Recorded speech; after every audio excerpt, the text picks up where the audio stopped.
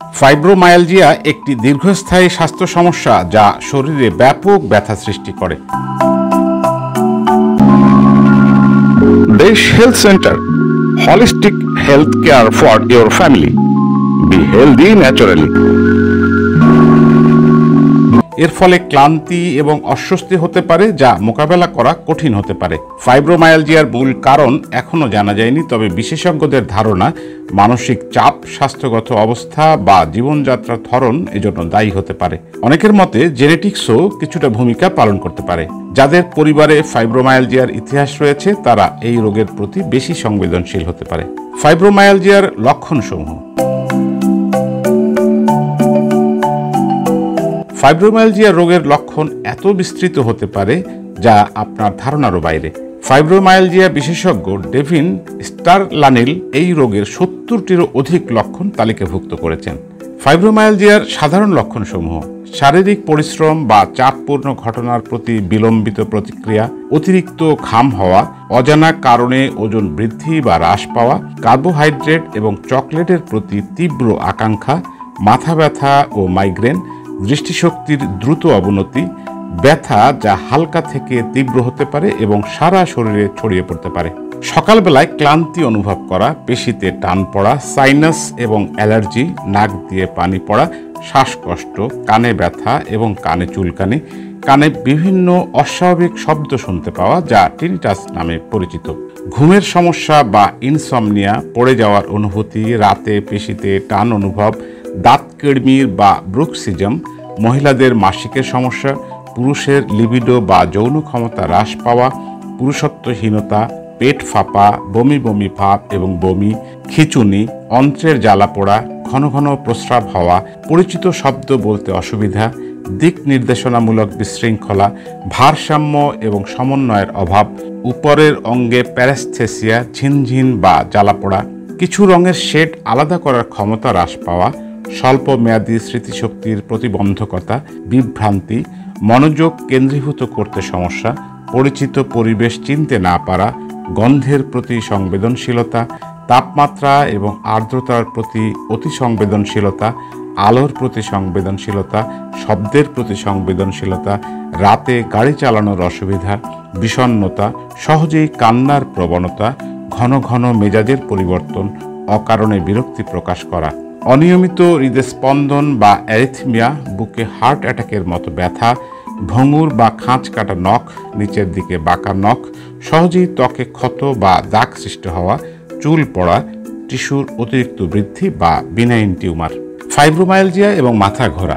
ফাইব্রোমায়ালজিয়ায় মাথা ঘোরা প্রায়শই প্রথম দাঁড়ানোর সময় হয়। এটি খুব তাড়াতাড়ি দাঁড়ানোর সময় মাথা ঘোরা অনুভূতির মতো, শুধুমাত্র শুয়ে থাকা বা বসা থেকে দাঁড়ানোর সময় এটি ঘটতে পারে। গবেষণায় দেখা গেছে এই লক্ষণটি অটোনমিক স্নায়ুতন্ত্রের কর্মহীনতার কারণেই উদ্ভূত হয়, যাকে বলা হয় ডাইসঅটোনোমিয়া। ডাইসঅটোনোমিয়ার ফলে মাথা ঘোরাকে অর্থোস্ট্যাটিক ইনটলারেন্স, নিউরালি মিডিয়েটেড হাইপোটেনশন অথবা পোস্টুরাল অর্থোস্ট্যাটিক ট্র্যাকিটার্কিডিয়া সিন্ড্রোম বলা যেতে পারে। মূলত এই জিনিসগুলির অর্থ হল হৃৎপিণ্ড এবং মস্তিষ্ক একে অপরের সাথে সঠিকভাবে যোগাযোগ করছে না। ফাইব্রোমায়ালজিয়ায় ভারসাম্য এবং চলাফেরার সমস্যা। পড়ে যাওয়ার সম্ভাবনার সাথে সাথে দেখা গেছে ফাইব্রোমায়ালজিয়ায় আক্রান্ত ব্যক্তিরা সুস্থ ব্যক্তিদের চেয়ে আলাদাভাবে হাঁটেন। 2009 সালের একটি গবেষণায় দেখা গেছে এই রোগে আক্রান্ত প্রায় 28% মানুষের হাঁটার ধরন অস্বাভাবিক, যেমন উল্লেখযোগ্যভাবে ছোট পদক্ষেপ, ধীর গতি, হাঁটার সময় শরীরে নড়াচড়া ইত্যাদি। গবেষকরা লক্ষ্য করেছেন যে যাদের ব্যথা, পেশি শক্ত হয়ে যাওয়া, ক্লান্তি, উদ্বেগ এবং বিষণ্ণতা ছিল, তাদের হাঁটাচলা এবং ভারসাম্যের পার্থক্যও বেশি ছিল। আমেরিকায় 3 থেকে 60 লক্ষ মানুষ, অর্থাৎ প্রতি 50 জন একজন ফাইব্রোমায়ালজিয়ায় ভুগছেন। এটি একটি সিন্ড্রোম যা কোনো স্পষ্ট কারণ ছাড়াই সারা শরীরে দুর্বল করে দেওয়া ব্যথা দ্বারা চিহ্নিত করা হয়। তবে শুধুমাত্র দীর্ঘস্থায়ী পেশি ব্যথাই ফাইব্রোমায়ালজিয়ার একমাত্র লক্ষণ তা কিন্তু নয়। পেশি ব্যথার সাথে আরও কিছু লক্ষণ দেখা যায়, যেমন যদি আপনি দেখেন যে আপনার পেশিতে স্পষ্ট বাহ্যিক কারণ ছাড়াই ক্রমাগত ব্যথা হচ্ছে, তাহলে আপনার ফাইব্রোমায়ালজিয়া আছে কিনা তা নির্ধারণ করা দরকার। ফাইব্রোমায়ালজিয়া কিভাবে নির্ণয় করা হয়?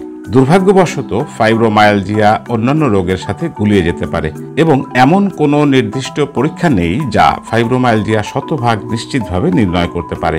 যার ফলে রোগ নির্ণয় করা কঠিন হয়ে পড়ে। ফাইব্রোমায়ালজিয়ার রোগ নির্ণয়ের জন্য আমেরিকান কলেজ অফ রিউমাটোলজি কর্তৃক একটি নির্দিষ্ট মানদণ্ড নির্ধারণ করে দেয়া হয়েছে। যেমন শরীরের 4টি কোয়াড্রেন্টে কমপক্ষে 3 মাস ধরে বিস্তৃত ব্যথা এবং শরীরের 18টি বেদনাদায়ক বিন্দুর মধ্যে 11টিতে ব্যথা থাকতে হবে। ফাইব্রোমায়ালজিয়া সম্পর্কে আপনার যা জানা প্রয়োজন। ফাইব্রোমায়ালজিয়া কোনো নতুন রোগ নয়। 1815 সালে এডিনবার্গ বিশ্ববিদ্যালয়ের একজন সার্জন উইলিয়াম বালফোর ফাইব্রোমায়ালজিয়া বর্ণনা করেছিলেন। সময়ের সাথে সাথে এটিকে দীর্ঘস্থায়ী আর্থ্রাইটিস, মায়ালজিয়া বা ফাইব্রোসাইটিস হিসেবে বর্ণনা করা হয়। রোগের বিপরীতে ফাইব্রোমায়ালজিয়ার মতো সিনড্রোমের কোনো কারণ জানা যায় না, তবে এটি লক্ষণ ও উপসর্গের একটি সেট যা দুর্ভাগ্যবশত রোগীর জন্য একই সময়ে উপস্থিত থাকে। 1987 সালে আমেরিকান মেডিকেল অ্যাসোসিয়েশন ফাইব্রোমায়ালজিয়াকে একটি বাস্তব শারীরিক অবস্থা এবং অক্ষমতার একটি প্রধান কারণ হিসেবে স্বীকৃতি দেয়। ফাইব্রোমায়ালজিয়া অক্ষমতা এবং হতাশাজনক হতে পারে, যা সহজতম দৈনন্দিন কাজকর্মকে ব্যাহত করে। ফাইব্রোমায়ালজিয়ার ব্যথা যেহেতু প্রদাহের কারণে হয় না, তাই আর্থ্রাইটিসের ওষুধ খেলেও এই ব্যথা কমে না। এটা এমন ব্যথা নয় যা শরীরের এক অংশে থেকে যায়। আজ এটা কাঁধে আছে, কাল হয়তো এক পায়ে হতে পারে, অথবা হয়তো চলে গেছে। ফাইব্রোমায়ালজিয়া রোগীরা খুব ক্লান্ত বোধ করে। এটা সাধারণ ক্লান্তির মতো নয়। তারা শারীরিক ক্রিয়াকলাপে অংশগ্রহণ করতে চায় কিন্তু পারে না। ফাইব্রোমায়ালজিয়া রোগীদের মনোযোগ কেন্দ্রীভূতকরণের সমস্যা থাকে, যাকে ফাইব্রোফগ বলা হয়। আক্রান্ত ব্যক্তি হয়তো কারো নাম মনে রাখতে পারে না, কিন্তু তার চেহারা মনে রাখতে পারে। তাদের স্মৃতিশক্তি বেশ দুর্বল হয়ে পড়ে। ফাইব্রোমায়ালজিয়ায় আক্রান্ত ব্যক্তিদের সংবেদনশীলতা একটু বেশি থাকে। তারা উজ্জ্বল আলো, খুব জোরে বা খুব কম শব্দ, গন্ধ ইত্যাদির প্রতি তাদের অতি সংবেদনশীলতা থাকে। ফাইব্রোমায়ালজিয়া রোগীরা বেশ অসহিষ্ণু প্রকৃতির হয়। তারা অতিরিক্ত তাপ বা আর্দ্রতা সহ্য করতে পারে না। ফাইব্রোমায়ালজিয়ায় আক্রান্ত ব্যক্তিদের প্রচুর ঘাম হয়, আবার তারা ঠান্ডাও সহ্য করতে পারে না। ফাইব্রোমায়ালজিয়ায় আক্রান্তদের আভ্যন্তরীণ থার্মোস্ট্যাট বা তাপ নিয়ন্ত্রণ ব্যবস্থা নষ্ট হয়ে যায়। ফাইব্রোমায়ালজিয়ায় আক্রান্ত ব্যক্তিরা প্রায়শই বিষণ্ণতায় ভুগে থাকে।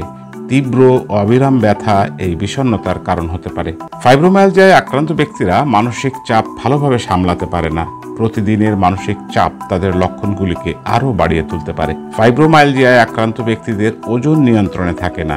তাদের ওজন স্বাভাবিকের তুলনায় বেশি বা কম হতে পারে। ফাইব্রোমায়ালজিয়া তাদের ক্ষুধাকে প্রভাবিত করে। প্রতিদিন ম্যাসাজ থেরাপি নিলে ফাইব্রোমায়ালজিয়া রোগীরা কিছুটা ভালো অনুভব করতে পারে।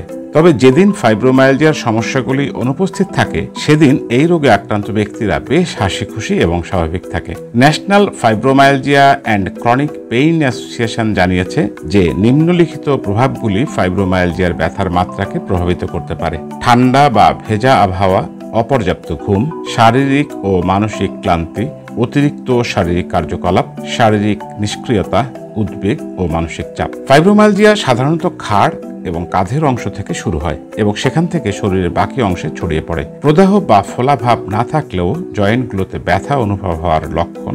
প্রদাহ বা ফোলাভাব না থাকলেও জয়েন্টগুলোতে ব্যথা অনুভূত হওয়ার সাধারণ লক্ষণ থাকে।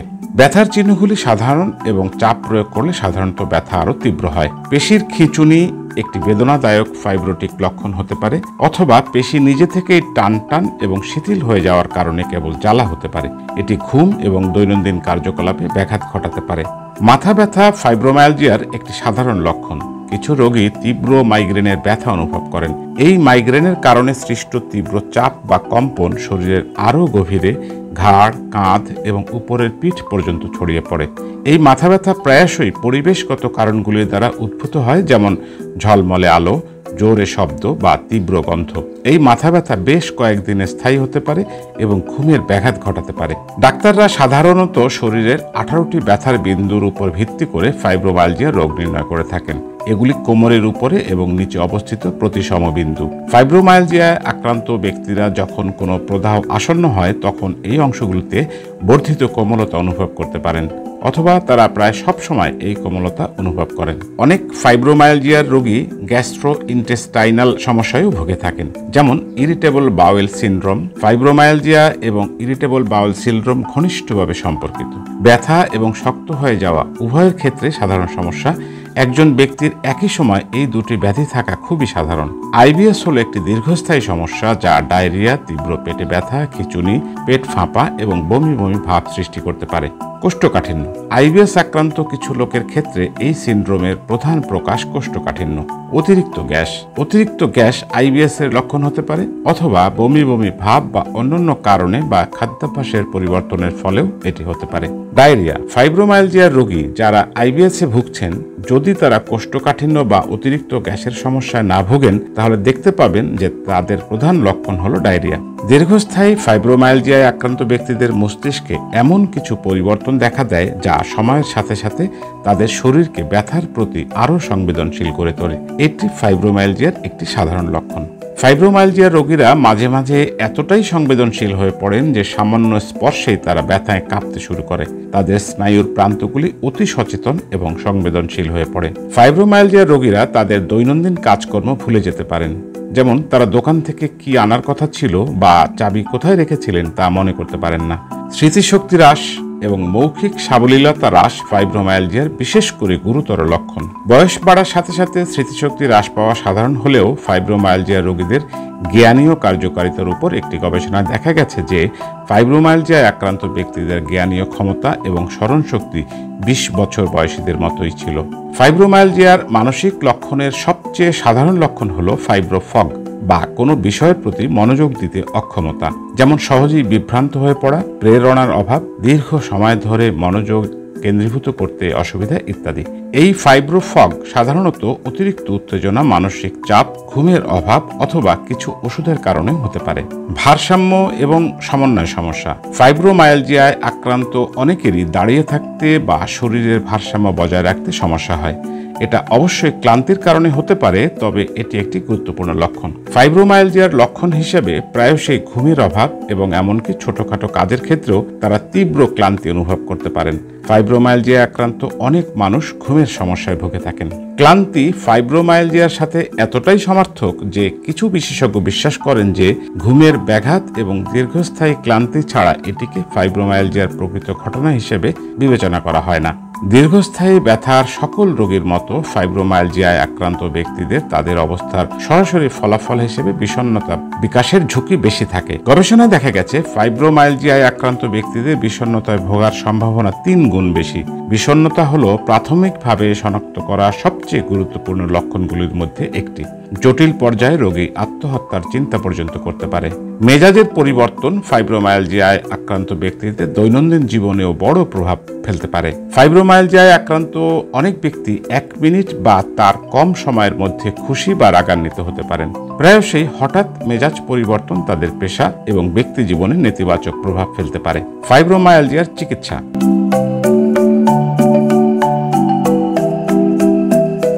ফাইব্রোমায়ালজিয়ার জন্য এখনো পর্যন্ত কোনো সুনির্দিষ্ট চিকিৎসা নেই, তবে ন্যাচুরোপ্যাথিক চিকিৎসা ফাইব্রোমায়ালজিয়ার সমস্যাগুলিকে অনেকটা হ্রাস করতে পারে, যেমন স্ট্রেচিং এক্সারসাইজ, যোগ ব্যায়াম, sleep therapy, cognitive behaviour therapy, stress management therapy, meditation, massage therapy এবং কিছু ন্যাচারাল মেডিসিন ও ভেষজ রয়েছে যা ফাইব্রোমায়ালজিয়ার কষ্টকর লক্ষণগুলিকে উল্লেখযোগ্যভাবে কমিয়ে আনতে পারে।